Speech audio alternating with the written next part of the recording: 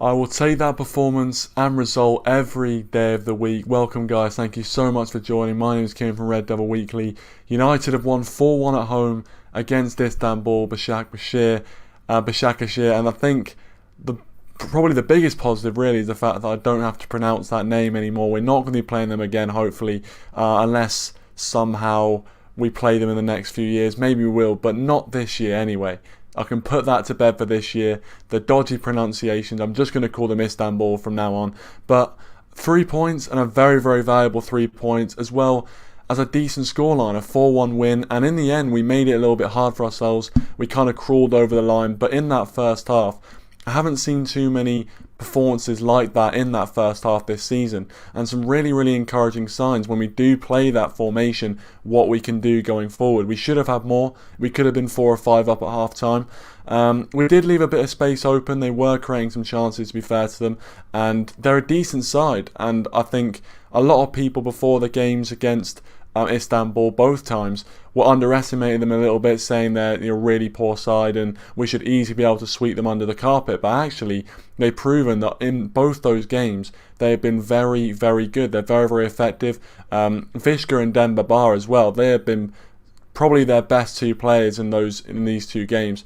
Unlucky not to have a few more goals under their belts against us. They really, really are.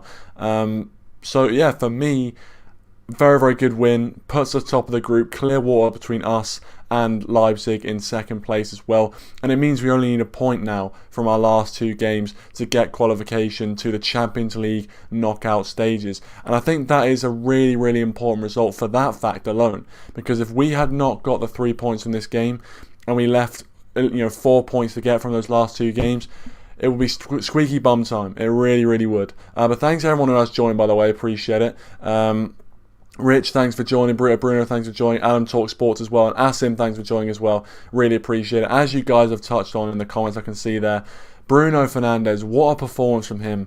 Didn't even play the whole game, but he was absolutely superb. 2 goals, should have really had a hat-trick. I'm surprised he gave the ball to Marcus Rashford. Fair play for him. He's definitely a team player, but I'm very, very surprised that he did give the ball to Marcus Rashford in the end. But 2 goals from Bruno Fernandes, and a very commanding performance as well. Just, today showed the quality, and I think ultimately we know that Bruno Fernandes can play at that level, and that was a sort of performance that we were seeing from Bruno Fernandes last season. That was a sort of commanding, creative performance that we were seeing from Bruno Fernandes last season. It was so refreshing, and it was so just amazing to see a performance like that from Bruno Fernandes under the lights at Old Trafford in the Champions League, and he stepped up when we needed it, because we really, really did. Asim says Bruno is a blessing from heaven. Well, I tell you what, if he plays like that every week, we'll be just fine, trust me. Van der Beek as well has got to get a mention. His first start for Manchester United, and what a performance. But to be honest with you, are we that surprised by that? On this channel, we've been harping on about getting Van der Beek in a starting place in the starting 11 of Ole Gunnar Solskjaer's starting 11, and he's delivered, as we all knew he would. We knew that Van der Beek should be starting, and we knew he would deliver when he does start, and we've all been proven right, so we can pat ourselves on the back. But realistically, it wasn't exactly a big discovery that Van der Beek was going to have the impact that he had. He was so good at taking the ball under pressure, dictating the play, and making first-time passes which take the pressure off midfielders.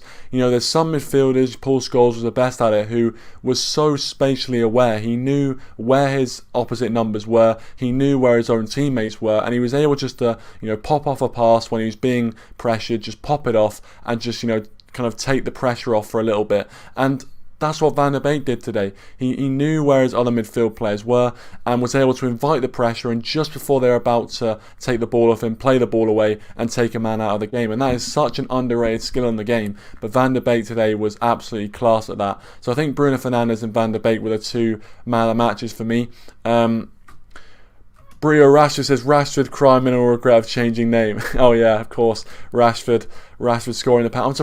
I'm surprised your man Bruno didn't take the penalty. I'm going to be honest. I'm surprised that Bruno Fernandes didn't want the hat-trick. Obviously, he's a team player and he's done that before. I think he's given the ball to Martial before. I think he did. Was it the I can't remember the game. I think it was a game when we won by quite a high margin where Anthony Martial came on and took a penalty. I think Bruno Fernandes did the same thing, so he seems to like doing that. Actually, no, it was Rashford against Leipzig. Rashford gave Martial the penalty when he could have had a hat-trick. So we've had 2 players do that before. So it seems like everyone is everyone wants to share the love, which is good to see. But at the same time, a little part of me would have liked to see Bruno Fernandes be a bit more selfish there, because he deserved the hat-trick. He really did after his first half performance. But it doesn't matter who scores the goals. Let's be honest, it doesn't matter as long as we get the 3 points. I will be taking calls, guys. Until I'll add you guys to the stream now. We'll get you in straight away, because I want to hear what you guys have to say. Dazza, thanks for joining as well. Make sure you check out Dazza's Football Stand. I know he's doing a watch long for the games. If you want to see his reactions to all the goals, make sure you check out Dazza's Football Stand. Rich says Martial playing better with Cavani leading the line. I think Cavani, the runs he makes and the movement he has, definitely creates a lot more space for the other forward players like Rashford, like Martial. And I think if Cavani was played in tonight, he would have scored. He was in that sort of touch, and he works so hard for the team. He put a full 90 minutes as well for Edison Cavani, a 35-year-old. Impressive. I'm very, very impressed with him. And hopefully we can get that same sort of work rate from him in the next few games as well. And just throughout his Man United career, because if we can get that work rate and have that quality, then the amount of money we're paying him will seem very, very small in comparison. But it's good to have him in lead the line. It really, really is good to have him as an option. And Daniel James scored as well. That's another big headline. Daniel James, his first goal in nearly 50 matches for Manchester United. So happy for him to get the goal. Even though he's just kind of finishing off a move, it was a bit of a tap in. For him to get the goal, it's just so good to see a smile back on his face. And his first Champions League goal as well. So really happy for him. TTX was a great result, 100%. Thanks for joining, TTX. Appreciate it as always, my friend. We've got Daz and we've got Bruno Rashford in the stream. We'll get you guys in and we'll start the chat. But as I said, if you want to leave your thoughts on the live chat as we go through, please do. And also leave your thoughts in the comment section below if you're watching this as a video, and subscribe to the channel as well if you are new. And Iron Man says, no Bruno, no creativity. Second half, Tellez was brilliant. Last 2 games he played. Tellez has been good as well. He has been very, very good. But yeah, I agree. When we took Bruno Fernandes off, we created very little except on the counter-attack. But we bring these 2 guys in and put the headphones on again. Because we've got Daryl and we've got Brio Rashford now. Thanks for joining, guys. Appreciate it. I'll come to you, Daryl, first. Obviously, buzzing after 3 points and a massive victory in the Champions League, which leaves us only 1 point to get from our last 2 games to secure qualification to the next round. What were your overall thoughts on the performance? Yeah, well, me and were both discussing this on the watch along. We both thought we played very well first half, especially second half.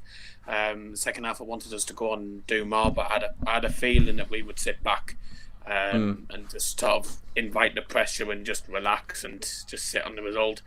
And to be honest, sitting back and inviting the pressure, in a way, it cost us. It cost us a goal, and put nothing away from the goal. It was a superb.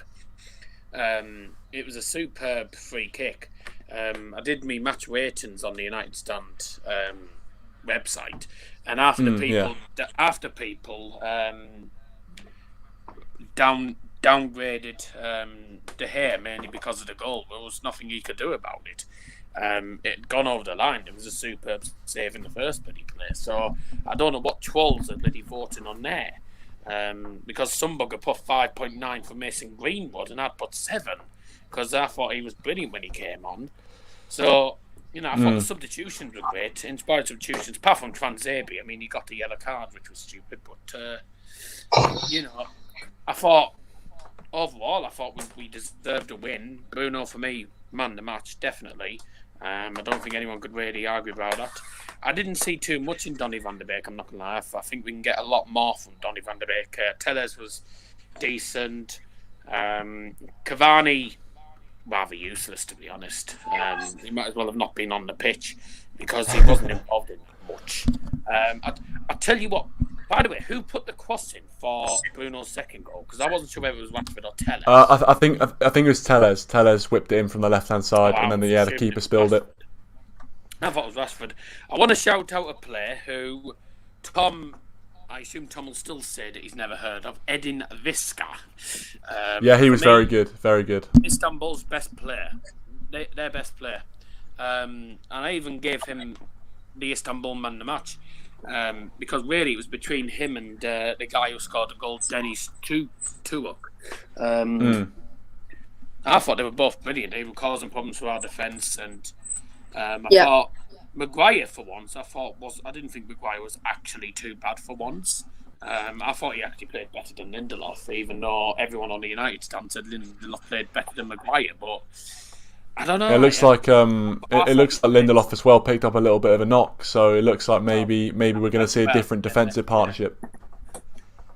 I thought the substitutions were right. I thought I only downgraded Ole Gunnar Solskjaer because of the fact that we decided to sit back. I mean, it's understandable, but we shouldn't be sitting back against Istanbul because it cost us a goal at the end of the day. And even still, I have to give credit to Istanbul. 3-0 down, and they were still knocking on the door. Edin Visca hit the crossbar. He had a free kick which was saved. De Gea made a few important saves. No, overall, it was a decent game in the end, and we got the win we fully deserved. And also, Marcus Rashford with his 75th goal for Manchester United. I mean, that's a brilliant achievement for someone so young as well. And Dan James getting his first Champions League goal. But for me, the night belonged to United, and it belonged to Bruno Fernandes as well. What a bloody goal! Yeah, what a goal! What a performance from him as well. Superb. The technique was absolutely on point. Absolutely on point. By the way, Adam talks football. I know you footy talk. Thanks for coming on for a little while anyway. And hopefully you have good dreams tonight. Especially after a win at the Theatre of Dreams. And Kobe, thanks for joining as well. Appreciate it. Keep getting your comments in. And Matthew, thanks for joining as well. He says defence still looked pretty suspect. I think towards the last 15 minutes when we conceded the goal, we did start to look a little bit shaky. And Kobe here says we might have Wan-Bissaka and Lindelof out as well. Yeah, both of them seem to pick up little knocks. I noticed that. Yeah, it didn't look good for them, but hopefully we'll see what Solskjaer says. As long as Wan's not out, then at least we aren't screwed in defence, really. He walked off down the tunnel, but he weren't limping. He'll be fine. Yeah, to be honest, that's I think I'd rather have one matter than two matters on the pitch. Imagine if Juan Mata's second name was Wan-Bissaka. Wan-Bissaka. Anyway, that is the unmistakable voice and banter of Owen. We've also got. I'm going to come to Bruno Rashford before Owen. That's fine. But thanks for joining anyway. Red Devil Studio just for as well says shout out my fellow United YouTubers. Shout out to you, my friend. Shout out to Red Devil Studio. If you don't know, you should know. Make sure you check him out if you haven't already. I'm sure he'll be doing a review on this game. And even if he doesn't, make sure you just check out the content because it's absolute top quality, like Bruno Fernandes' first goal. But Bruno Rashford, as Daryl said, a superb performance from United, especially in the first half. What were your thoughts overall in terms of the way we played and how Solskjaer got it right tonight in the team selection? I think it was brilliant. Brilliant, absolutely brilliant. And there's nothing I can really say apart from the goal. That one Pacific goal from Bruno. Top corner. I can't believe it. It's brilliant. Goal of the season contender already for the Champions League. I can't really say anything. Beautiful. And I gotta go as well. I just realised that. Well, I'll see you around whenever. Cheers for coming on, man. See ya. Yeah. Good Cheers for coming on. Appreciate it. Well, there you go. And Owen, as TTX pointed out, that was a bit of a dead joke, to be fair. So thank you, TTX, for pointing that out. Thanks, TTX. I know you can do much better, can't you? I mean, the link's there, so we can see, can't we? I think. Right, don't attack TTX. Yeah, I mean, but Daz, you're nearly a professional. I mean, you should go pro. You should be a pro comedian. If you listen to the radio show, what was it? What's it called? Something Community Radio. Yeah, we'll find out about that later. On his show, he has joke of the day. It's yes. Yeah. CVFM online. Make sure you check it out if you haven't already. Half 11 if you want to hear Daz. Rashid, thanks for joining. Appreciate it. Says we were sloppy, but in the last 20-30 minutes, we were brilliant, but in the last 20-30 minutes we were kind of sloppy. I think that's fair. TCX says, I thought the subs were awfully slowed the intensity and tempo of the game. Yeah, when we brought on 3 subs at once, obviously bringing on Greenwood and Dan James, but I think when we took off Bruno Fernandes, there was definitely a noticeable, slowing in our tempo and our just general creative play, really. So yeah, it was always going to happen. The way that Bruno Fernandes was playing so well, he was just dictating the play on his own. That as soon as he went off, we kind of ran out of ideas. But he still got the 4th goal in the end due to our counter-attacking prowess. What did Kobe say? Kobe says, touch of class from Bruno giving the pen to Rashi and shutting down the haters that he doesn't only score pens. Yeah, could have had an open play hat-trick today if he played his cards right. TTX also, I thought this, oh no, sorry, I've already read that one. Matthew says, when we made the subs, the performance drop off was pretty big. Yeah, I think we'd all go with that. But we'll bring in Owen. We'll bring in Owen for his pearls of wisdom as usual. Obviously, everyone's happy with the 3 points, an important 3 points, really. What were your thoughts on the overall performance, and do you think we could have done anything better in that game? Could we? Well, you throw me off. I think maybe in the last few minutes we could have done a bit better. I think the second half was a lot more even than the first half. But the first half, Bruno Fernandes is mad. What? Who? No, honestly, how do we only get him for 45 million? Or was it 45 million? I think it was something like that. I think it was more. I think it was more than 45, wasn't it? Oh, keep it quiet. Everyone overstates our transfer, so it's 45 million. But yeah, no, he's managed to hit the ground running, and not have to adapt to the league. He's got so many goals and assists from midfield. And I'll tell you what, for someone who scores penalties, he scored 4 open play goals in three games. 4 open play goals in 3 games, 5 goals in 3 games if you count the penalty, which I do because it's a legitimate goal. True.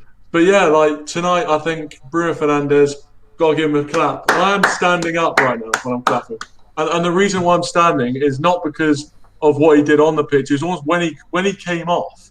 The reason is the hole he left when he came off. When we came off again, I'm going to use the phrase again: the blunt butter knife attack. When he came off, and I thought that without him on the pitch, it really showed. I think he's so important to us, and almost dangerously important to us. That if we lose him, wow! I mean, we'll be chilling with West Brom in no time if we lose him. Honestly, I think Van der Beek played well. I think Van der Beek's performance was underrated because of Bruno Fernandes. But honestly, I mean, we're going to the top. All right. If we keep him fit, if we keep him fit, I reckon if we get a bit of consistency, we've got a few winnable games. The Saints won't know what hit them. Come on, United! I'm so excited. This is the group of death. This is the group of death. We're at the top on 9 points. We should be through by now. If we'd actually beat in Istanbul, we'd be home and hosed with PSG and Leipzig. Oh, lucky lads! Well, that's a turn up for the books. Owen bringing some positivity. PSG. It doesn't. We have to go away to Leipzig as well. We beat Leipzig 5-0. PSG can only muster a 1-0 penalty win. Oh, Neymar with a penalty. Yeah, yes. We've seen it all before. Yes. So 66 million apparently, but it wasn't. I haven't seen. Who says 66 million? Kobe saying 66 million. By the way, thanks for joining United, Alex 7. Appreciate it. We'll talk about Tellez in just a second because I think he was very, very good, as Red says as well. I don't know what it is. Doesn't really matter. I think I'm going to be honest. I think it's closer to Kobe's figure. I don't think I think we got him for more than 45 million, to be honest. But I wish it was only 45 million. I thought it was 42. To be honest, I was going to say 42. I think it was been a bit. I think we had 3 million on. I think we got Van der Beek for about 42 million euros. That's not £42 million, is it? No. We've got a few comments about Alex Telles. We'll address them now. I'll come to you, Daz, if you're available. Alex Telles, second start for Manchester United. Second start for Manchester United, I think. No, sorry. No, he started against Paris Saint-Germain. So his third start for Manchester United, second start in consecutive games for the first time in his United career. I thought he was very, very good. I thought, going forward, he offered us that dimension. Obviously, I was able to cross in, basically got the assist for Bruno Fernandes' goal. What were your thoughts on Alex Telles tonight, Daz? I thought he was good. I do think, I think we'll see a lot more in him in the next upcoming games if he plays often. But he certainly should be playing more than Luke Shaw and Williams. For me, I thought he was brilliant. Yeah, I didn't think he was the best player on the pitch, mind. I still think he's got more to offer. But he was making good runs down left-hand side. And as I asked you earlier, I wasn't sure about the Rashford Telles cross for Bruno. But he put some decent crosses into the box, caused a few problems defensively and attacking wise as well. But yeah, I was very pleased with how he played. I thought he played well, and I still think there's more to come from him. Yeah, let's hope so. Kobe saying that Telles giving me Irwin vibes, and as Rich said, Irwin was a very, very good player. He was 8 out of 10 nearly every single game for a decade. If we can get that sort of performance from Alex Telles, we're going to have one hell of a player on our hands. RB Compt as well, thanks for joining. Make sure you check out his content. His content's getting better with every single video he puts out. If you like football compilations, and in particular, Serie A, Juventus compilations, make sure you do check out RB Compt if you haven't already. With a maratata. A few comments about Cavani as well. Rich says Cavani up front worked very well, and United Alex says Cavani still got it. Daz, you said that Cavani didn't play as well as maybe these guys would say. Owen, what was your thought on Cavani tonight? I didn't think it was amazing, to be honest. I still think he can offer us a lot more than he did out there. He had a couple of chances, but just wasn't good with half of them. And I just think I didn't think he was that good. Obviously, people will have probably seen something different in him than I did. So it's all about really a matter of opinion. But in my opinion, I didn't think he had one. I didn't think he was amazing. No, that's fair enough. What? Yeah, true. Exactly. That's a great thing with opinions. That's not a wrong opinion. There's not a right opinion. There's just opinions, and that's a great thing about hosting this show. But Owen, what was your thought on Cavani tonight? I feel like he's getting himself in the right areas, just not getting on the end of it. Really, like he's maybe it's due to the service he had, but I think he's a striker who he's more of a build-up play striker than someone who's gonna. He's not someone who's going to create a chance for himself. Like someone else is going to have to create the chance for him. And to be fair, when Bruno Fernandes is on the pitch, he looks like a chance to score because Bruno can tuck into spaces and play those little balls in behind. I think he had a chance to score tonight, didn't he? He was right in behind, and I think he fluffed it. He did. And that's unlike Cavani. Like throughout his career, he's usually been a deadly finisher. He's usually been someone who might not have a chance for 70 minutes, but when he gets that chance, he buries it. So I think it's a mixture of obviously he's never played in England before, so he's cutting him some slack. It's the difference between him and Ighalo was sort of like a punt in the dark, where it's basically like we're bringing him in because we're desperate. And Cavani was a bit of desperation, but Cavani's got a lot more pedigree than Ighalo. Ighalo started scoring straight away, but again, but they're both similar players in that they can't really create chances for themselves. But Cavani's someone who, as long as we get him in front of goal, he will score. He will score like goals in games. And I think it's just the fact that today it was Bruno's day. It wasn't his day. He had to play second fiddle. There'll be times in games this season where we're going to need our striker, either Martial or Cavani, to dig us out the shite or the rubbish. Well, you said shite now, so we may as well go with that. Yeah, dig us out the shite. I mean rubbish. No. Just dig us out of the hole, because that's what that's what people like Ibrahimovic had to do, and strikers down the years have had to do. So I think today, I didn't think he played badly. I don't think you can say he played badly. I don't think after a 4-1 win in the Champions League you can say anyone played badly. But I think that Cavani, I think he was just part of the build-up play. He had a chance, didn't take it this time, but it's someone he looks promising though. Like, he looks like someone who you want to give him chances. You want to get him involved. And I feel like, with Bruno Fernandes, I think Van der Beek and Fernandes can play together after today. And if those two play together, Cavani will get a hat full of chances. On that point, would you say that, because obviously looking at this game as a whole, in the first half, obviously we took the chances and we looked very comfortable, but I think throughout the game, Istanbul did have a lot of space to create chances, and they actually did create a few chances even when we were scoring goals in the first half and playing well.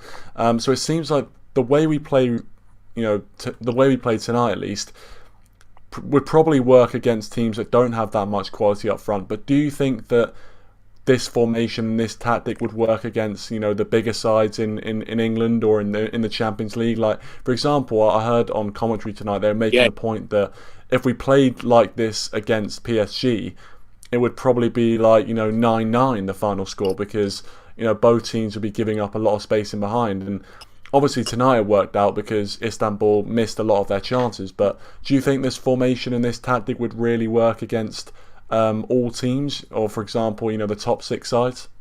No. Okie dokie. Darryl, do you agree with that? Well, if he keeps using the system, it clearly works, doesn't it? The system he's playing. I mean, if we play like that against PSG, we'll beat them. I think we can beat PSG, and I think we can probably get at least a point out of Leipzig. If we can do it away from home, then we should be able to do it at home. The 5 at the back's coming out again. Yeah, it's different though, especially when you're against Leipzig away, because Leipzig are a strong force at home, much stronger at home than they are away.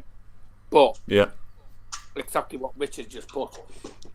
I mean, defensively, I don't think PSG are great defensively. I don't think Leipzig are amazing defensively. I don't think we are great defensively either, because I think there was still 1 or 2 moments where I thought the defence was a bit shaky. Especially when Harry Maguire accidentally went straight into Transabi. That was that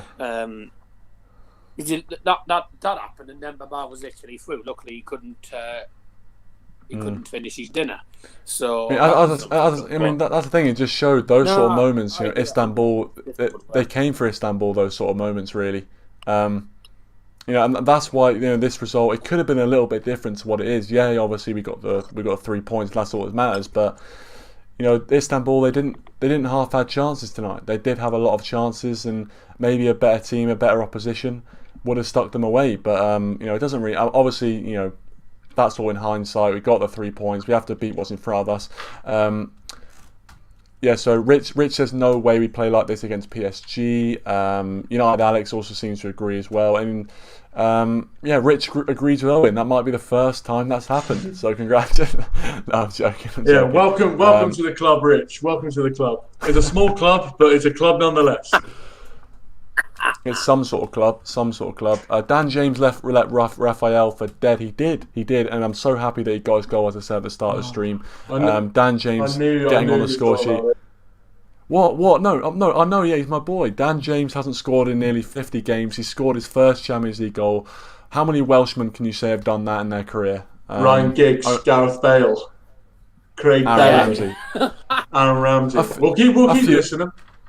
A few of them, yeah. Dan the man, as Alex said. I was thinking about making the stream, the Daniel James show, but I thought that'd be. You didn't want to lose subscribers. No, I don't mind. So as Matthew says here, and some people might disagree with this, but I 100% agree. He says 1 goal in 50 games, get him in the starting lineup for Bruno Fernandes. I think that's a brilliant, well thought out opinion from Matthew. But no, I think for me, yeah, Dan. All jokes aside, if you are watching Dan in the changing room, get a shower. But I'm also very, very happy for you, mate. Congratulations on your first goal in a. Can you imagine if the United players watch this after the game and they're all huddled around an iPad with this show on? Hey, who knows? Who knows, mate? I mean, they don't say what they watch and stuff. But Graham, obviously, absolutely buzzing. He's saying Icelandic girls. Bruno Fernandes. Don't bring that up. Fernandes, yeah, of course. Bruno Fernandes, the main talking point tonight. It is his day, as has been mentioned by Daryl and Owen on the stream. It's Bruno Fernandes' night tonight. But yeah, Dan James. I was going to ask you about Dan James. Let's not get sidetracked because he's the main attraction. How big will that goal be for Dan James, and where do you see him fitting into this lineup, this system, and this team going forward? Because he hasn't started a game in the Premier League this season. He's found it hard to kind of make his way back into this Man United side, especially with Rashford, Greenwood and Martial. Do you see a future for Dan James at Manchester United, or do you think it will peter out eventually? I'll start with you. Me. Oh, okay. Dan James. Yes, if he. I don't know that.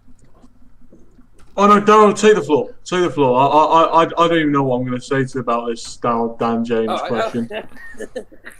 Yeah, go on, Darryl. Enlighten us.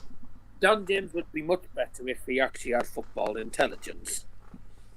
Because this season he's been running into trouble.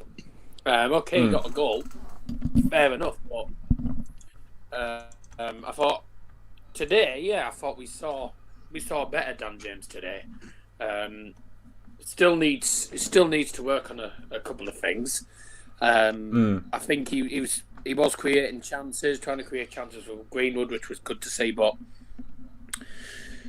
do I see him staying at United? I don't know. I wouldn't be surprised if we send him out on loan. I'm not gonna lie. Because is he likely to get started nowadays? When you got Mason Greenwood and other players in them Rashford, Martial playing well after tonight. I don't know. I think it's difficult. Loan, I'm not going to lie. Yeah, I think off the bench we were expecting this season to be his. That was going to be his main role, especially if we were going to kick on, because we needed that squad depth. And he came on tonight and he did bring a bit of energy, but as you said, I think for me, he does sometimes lack that final ball, that final bit of quality. He can put himself in a good position down the wing, and sometimes he doesn't use his pace to his full ability. Sometimes there's an opportunity where you see Bruno Fernandes or Van der Beek or someone on the ball, and you think if Dan James runs in behind, no one's catching him. He's like Sonic the Hedgehog, no one's catching him. So realistically, I think decision making. Hopefully that'll come in time, because I do like Daniel James, but I think maybe he needs more time. Maybe he does. Graham says, but anyways, we've got to kick on from this Southampton versus Southampton, because we saw what happened after we smoked Red Bull and then lost to Arsenal at home. Yeah, 100%. We need to make sure we continue to keep up this momentum. TCX says Dan James is defo Wimbledon FC player. Sorry to break that to you. Yeah, that's all right. I'll just pick up the pieces and move on with my life. Listen, no, Dan James, I think we all know he doesn't have the same sort of quality as the likes of Greenwood or a Martial as of yet, but he's still what, 23 years old. He's still got a lot of time to develop. I thought he was younger than that, but apparently he's 23. Rich is talking about a possible loan deal, and Kobe says, sorry, I think Dan James would barely get in Leeds first team. He was about to go to Leeds. If you've watched a documentary, you'll see he was about to go to Leeds before the deal fell through. He made a lot of money coming to United anyway. He did make a lot of money coming to United, to be fair to him. But I think, well done. But no. To be fair though, when he first started his Man United career, he was scoring goals against Southampton, scoring against Chelsea. He was doing very well. What I'm worried about is this goal from Dan James keeping him in the starting lineup. I'm worried that it's going to keep him. Only just sort of manager who's going to go, Oh, Dan scored last week, so we hope he can carry it on against Southampton. Well, in fairness, it wasn't like Solskjaer started him tonight. He did come off the bench, and I mean that was one thing that really surprised me was seeing 3 substitutions before the 80th minute. I was stunned. I was stunned that happened, but hopefully that is a sign of things to come. But we've got Rich in. Rich has joined us. Thanks for joining, Rich. Appreciate it, mate. Make sure you check out Rich Sports as well if you haven't already. If you are watching, make sure you check it out, as well as Daz's Football Stand if you haven't already. But Rich, obviously you've heard the thoughts of Owen and a few other guests, Dazza as well, on the performance. What are your thoughts on the performance overall? I thought the first half extremely good. I think Bruno's goal obviously fantastic. I thought we created loads of chances. But I think that I was talking about this game last night, and we thought that maybe this is how we hoped we'd play. The formation, we hoped that Cavani would be up front. We hoped Van der Beek would get a start. The only thing we really wanted to see was Tuanzebe from the start. I thought Lindelof was carrying a bit of a knock, and I think he probably was. But apart from that, I think it was obvious when we made quite a few substitutions we wouldn't be quite as good as we were. But overall, though, everyone would have taken this result before the game. I think I went for 3-0. I'd have been perfectly happy with 3-0. I'd be happy with like 2-0. But great performance. Their goal was quite decent. They did hit the crossbar. I think we did give them quite a few chances, and maybe a better quality team would have probably taken those. But overall, I think our opinions last night were if you play quite open, quite attacking, and definitely we should play this way against teams like West Brom, teams like Istanbul, other teams that we often struggle and play quite slow against. I would like to have seen us play a little bit more like this against Arsenal. I don't think they could have coped with us. But overall, I think against PSG, then I think they'll definitely revert back to different tactics, because I don't see us being as open against Neymar and Mbappe are going to not waste that many chances if we give them that many. And also very pleased to see Dan James get a goal. I was actually following on Twitter, and as soon as he came on, and I think a few midfielders did a couple of misplaced passes, he was getting the blame. And I was like, well, he hasn't even touched the ball. He's not done. So there's obviously a bit of agenda. So it's quite nice to see him. He didn't really do a lot, I suppose. That it didn't really do anything that you could say was particularly bad. Giving the ball away didn't really. He made a little run before, got his one chance, put it away. I don't know. It's perfectly happy for him. I think he did well. Yeah. No, I agree. I think Daniel. I think that obviously we've got a few comments in here about Daniel James, but I mean, firstly, I agree. I think obviously the 3 points all that matters. I would have taken 1-0 to be honest in the 95th minute. In fact, I probably would have rather the 95th minute Bruno Fernandes penalty taken 5 times. That would have been brilliant just to see the reaction on social media. But I know, it's great to see him score, and he's still even. I think he's got more goals from open play than any midfielder anyway, hasn't he? Regardless of penalties. Yeah. Well, you wouldn't know it. You wouldn't know it from social media, of course. No, exactly. You wouldn't know that is Kevin De Bruyne still playing. I haven't heard him do anything for a month. Exactly. Yeah, well, he's missing his penalties. That's all I know. Yeah. Graham says Dan James is a great squad player, but he needs to work a lot. Maybe a loan would help him a great deal. Maybe it would. I mean, maybe the loan deal's the right option. And TTX says Dan James gets into great position to shoot, but can't finish. He seems to overdo a few things, and he just needs to keep it calm.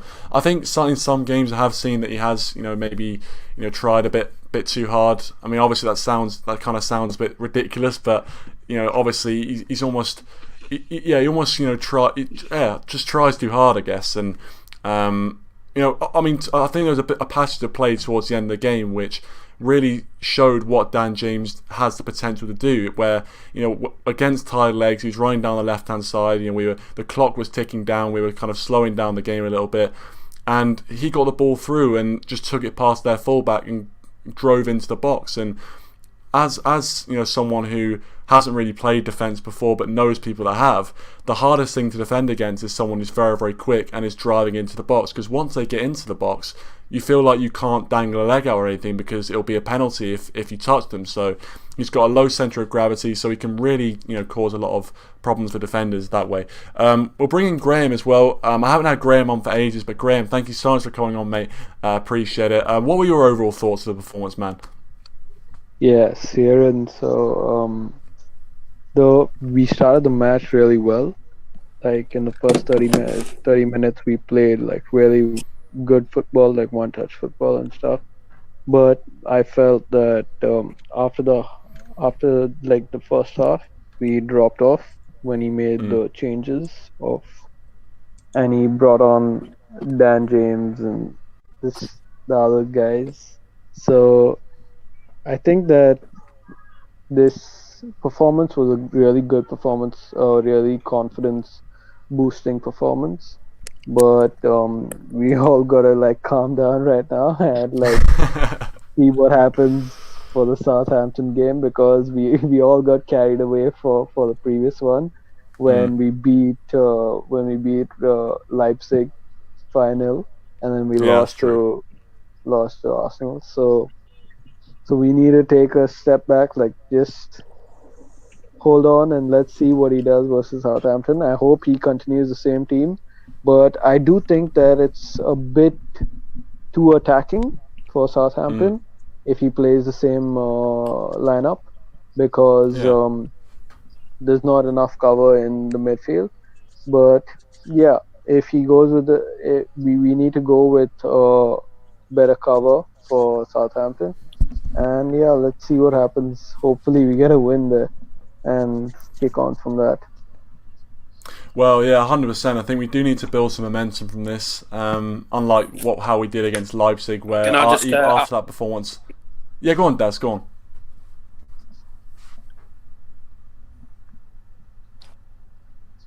Yeah. Would you play the 4-2-3-1, Graham, against Southampton? I would go with a 4-2-3-1 because it would give us some sort of security for the defense, because we cannot play with Maguire and Lindelof versus Southampton. We all saw what happened last season when we played versus them. They couldn't deal with the pace and behind. So we need to go with some sort of security if we are playing with Maguire and Lindelof. But if we are playing with Tuanzebe and say Lindelof, or Tuanzebe and Maguire, I think we can. It's a better option between the two. But having Maguire and Lindelof, it's kind of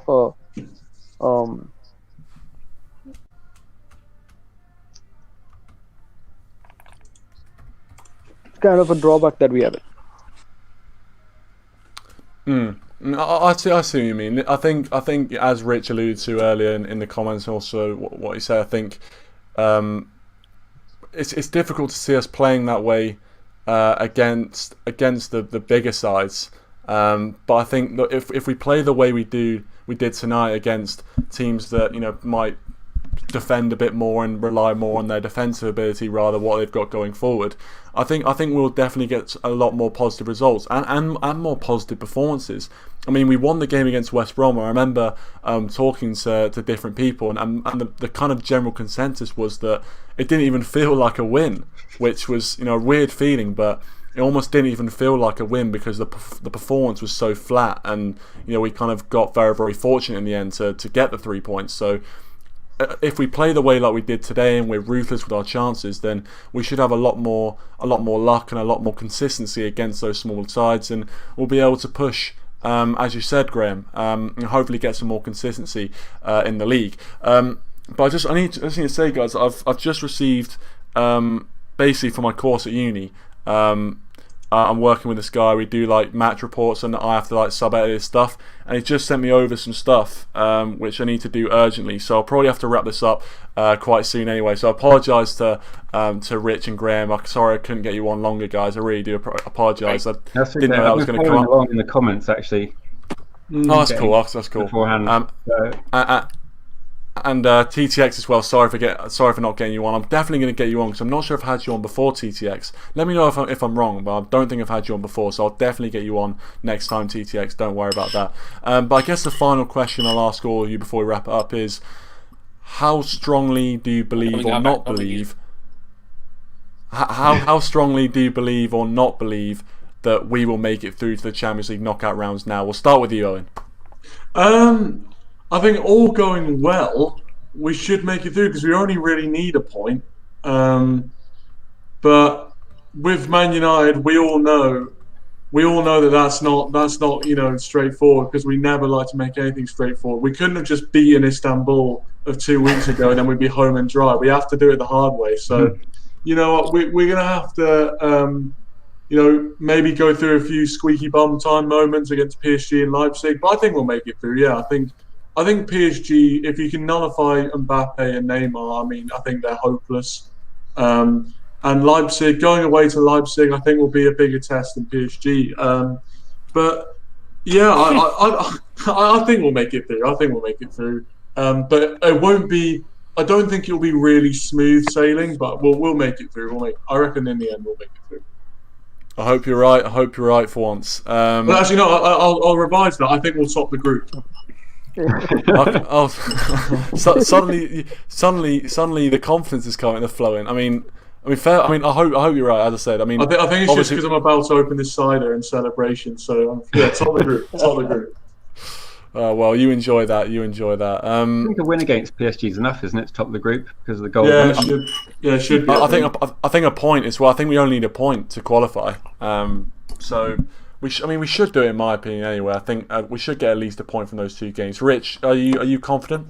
I'm pretty confident now because we need Leipzig. Like I was saying about PSG, we know how PSG are going to play. Obviously, they need to get a win, but also once you go past their strikers, their defence is going to be quite vulnerable. And if they're going to, we're set up to play against these sort of teams, aren't we? It's kind of how Solskjaer's been setting up to play against other teams, which you don't want to see. So I think we get at least a draw against PSG, and then that's it, done. With a game to spare. Hopefully, I hope so. It'd be nice if the other game was a draw as well, so we didn't have to win the last game or get anything out of the last game, so we could play a load of reserves. That's kind of my hope, but I think we'll get through the group. Yeah, I hope so, and I think as well, like having that last game to have no pressure on it, especially with all the kind of condensed fixture schedules as well going into the Christmas period. A rest at midweek would be so valuable at this point. So yeah, I 100% agree. If we can have results go our way and do our job as well, and have that last game have nothing riding on it, then I think it'll be ultimately a very successful start to the Champions League campaign of a group which a lot of people said that we'd struggle to get out of. So it'll be very good to get that wrapped up before the last game. Obviously Chelsea, the first side through as well, which is kind of annoying but expected as well, looking at their group. Graham, your thoughts? Are you confident like the rest of them? Yeah, I'm kind of confident that we'll do it.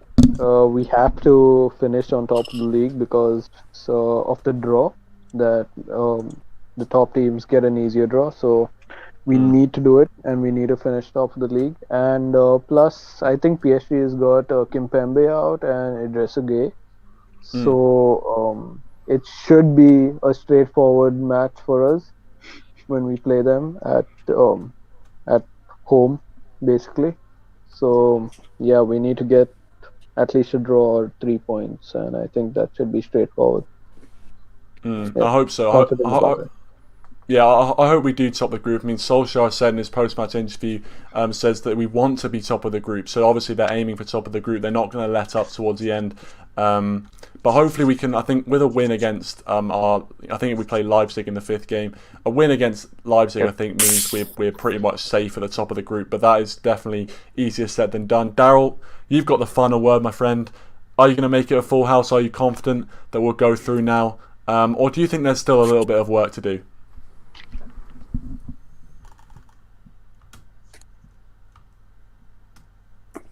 Well, I don't have much to say, really.